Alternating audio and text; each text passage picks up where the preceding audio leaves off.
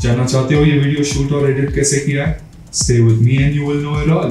But first, what are the things you need for the shoot?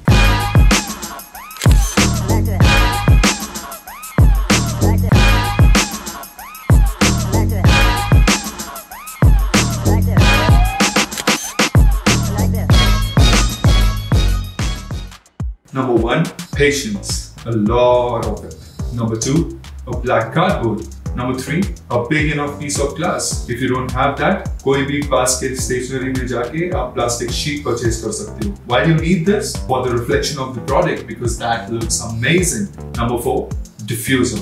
अगर आपके पास diffuser नहीं है तो आप एक plain white bedsheet यूज कर सकते हो या कोई पेपर यूज कर सकते हो. आपको बस इतना ध्यान रखना है कि उसके through enough light pass हो पाए. Number 5, the product. Obviously, मैं यहाँ पे wrist watch यूज कर रहा हूँ. Number 6, 2 LED light sources. Number 7, macro fabric cloth, जो आपको चश्मे या अपने goggles के साथ मिलता है. You will need this to clean the reflective product.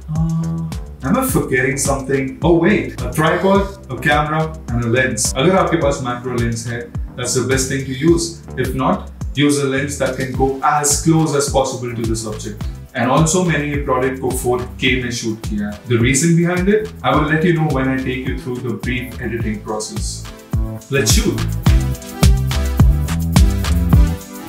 Okay, so we're gonna start by sticking the cardboard to the piece of glass just to make sure it doesn't move while we are shooting, and also placing the glass on the table where we're gonna shoot. And make sure आप glass को अच्छे से clean करें.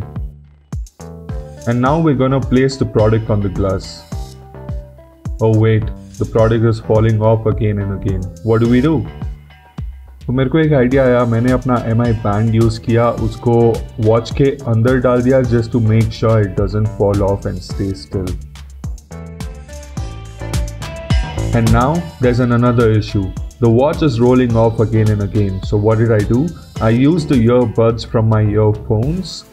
Because earbuds बहुत छोटे होते हैं and it won't be visible in the video, I placed the earbuds right below the watch just to make sure that the watch doesn't roll off. And now for the first shot, I'm gonna place the diffuser right behind the subject. Shutting the curtains because I need a dark room. Place the light behind the diffuser and make sure that the diffuser is lit evenly by the light. Now let's take our first shot. Now for the next few shots, we'll need a black background, so I'm gonna convert my diffuser and place it right behind the subject. And अभी हम product को और camera को एक दूसरे के जितना पास हो सके उतना पास लेके आएंगे and make sure that the product is sharp and in focus. Lights off. अभी हम LED लाइट से प्रोडक्ट के ऊपर अलग अलग एंगल से लाइट मारेंगे. We need to make sure that we cover all different kind of angles and keep moving the light in different directions. You will be amazed to see कि just by pointing the light on the product from different directions, you can get so many different amazing looks. Also make sure that you capture all the different angles of the product. And if you want to make sure that you do not miss out on any angle or any shot, सबसे best चीज़ कर सकते हो, product को shoot से पहले अच्छे से देखो और उसका नोट्स बनाओ कि आपको कौन से एंगल से प्रोडक्ट को शूट करना है. And the most important thing to keep in mind is that आप प्रोडक्ट का ज़्यादा से ज़्यादा वीडियो शूट करें. बिकॉज जब आप एडिटिंग करने बैठते हैं and you realize that you do not have enough footage, it gets really messy because आपको फिर से सब कुछ सेटअप करना पड़ेगा और फिर से शूट करना पड़ेगा जस्ट बिकॉज आपके पास इनफ फुटेज नहीं है.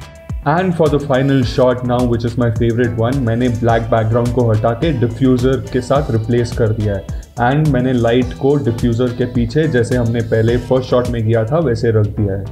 एंड इस फाइनल शॉट के लिए हम लोग हमारा सेकेंड LED लाइट यूज़ करेंगे. उसको प्रोडक्ट के सामने रख के ऊपर उठाएंगे.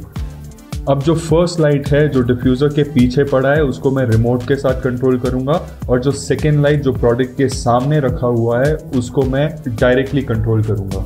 Now is my favourite part. जैसे जैसे मैं डिफ्यूज़र के पीछे वाली लाइट का इंटेंसिटी कम करता रहूँगा, एट द सेम टाइम मैं सामने वाली लाइट का इंटेंसिटी बढ़ाता रहूँगा. अगर आपके पास रिमोट नहीं है तो आप किसी को भी डिफ्यूज़र के पीछे बिठा के उनके साथ कम्युनिकेट करके सेम चीज़ कर सकते हैं.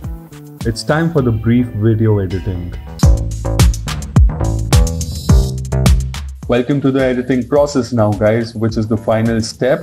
So यहाँ पे I'm not gonna take you deep into the editing process because I'm gonna keep this video as short as possible. If you want me to show you the step-by-step process of how I edited the video, then do let me know in the comment section and I will make a video for you guys.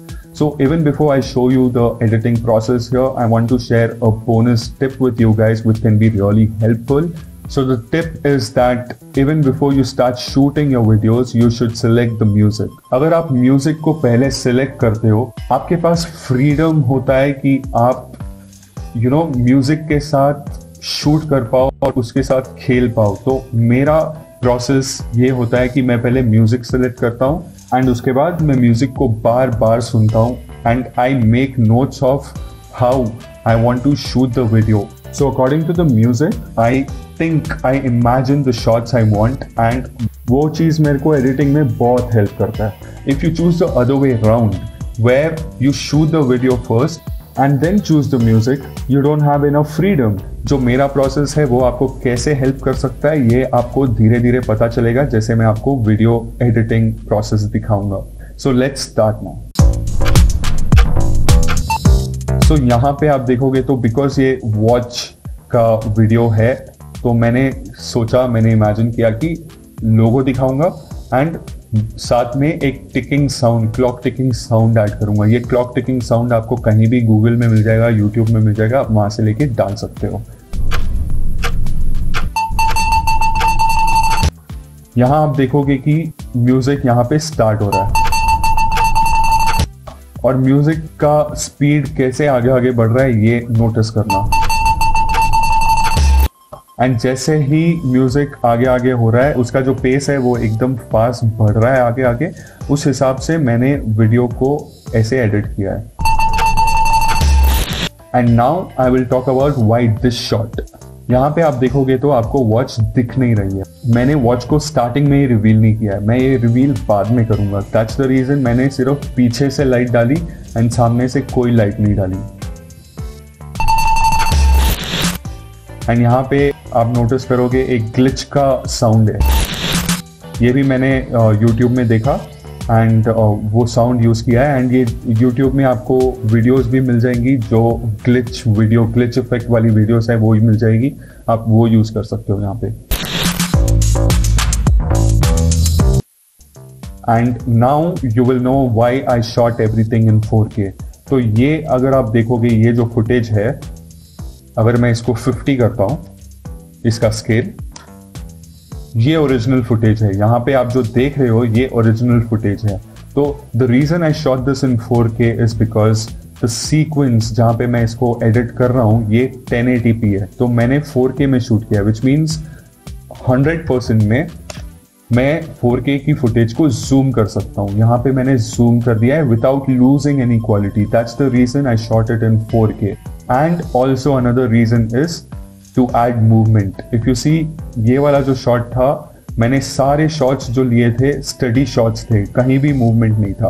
But because I shot it in 4K now I can add movements to it. यहाँ अगर आप notice करोगे position में left side यहाँ पे मैंने की frame add किया है एंड नेक्स्ट की फ्रेम यहाँ ऐड किया है. तो ये मूवमेंट ऐड करने के लिए एंड जूम करने के लिए मैंने 4K में शूट किया था. Again this shot if you see यहाँ भी मूवमेंट ऐड किया है एंड जूम किया है. इसको भी देखोगे स्केल 100 पे है, अगर ये 50 पे रहे तो this is the original shot. मैंने इसको 100 पे किया एंड देन मूवमेंट ऐड किया है. Same with this shot, this shot, this shot.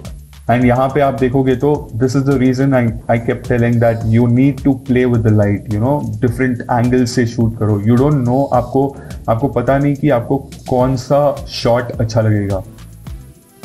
यहाँ पे अगर आप देखते हो तो लाइट सोनाटा पे यहाँ पे जो लोगो है इधर, यहाँ पे आपको लोगो दिख नहीं रहा है क्लियरली.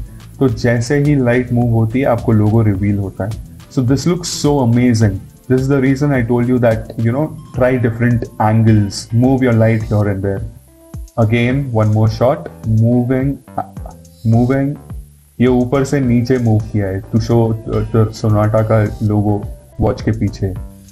एंड यहाँ पे अगर आप देखो ये वीडियो पे अगर मैं क्लिक करता हूँ, यहाँ पे मैंने पोजीशन किया है, स्केल किया है एंड रोटेशन किया है. मैंने इसको स्केल करते हुए रोटेट किया है। यहाँ पे आप देखोगे मैंने म्यूजिक के साथ इसको जूम इन किया है।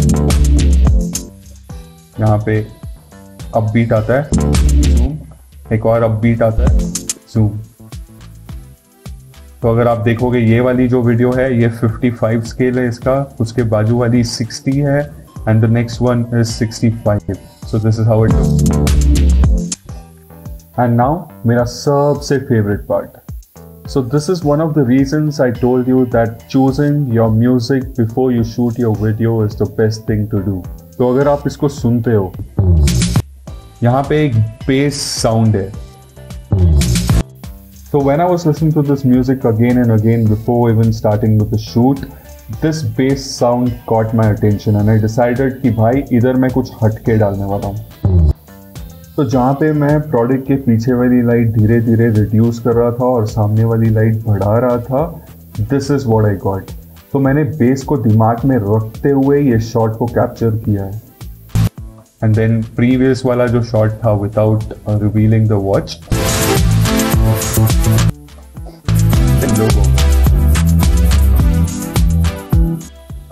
तो गाइज अगर आपको ये वीडियो अच्छी लगी हो, do hit the like button, subscribe to my channel and share it with your friends. Thank you.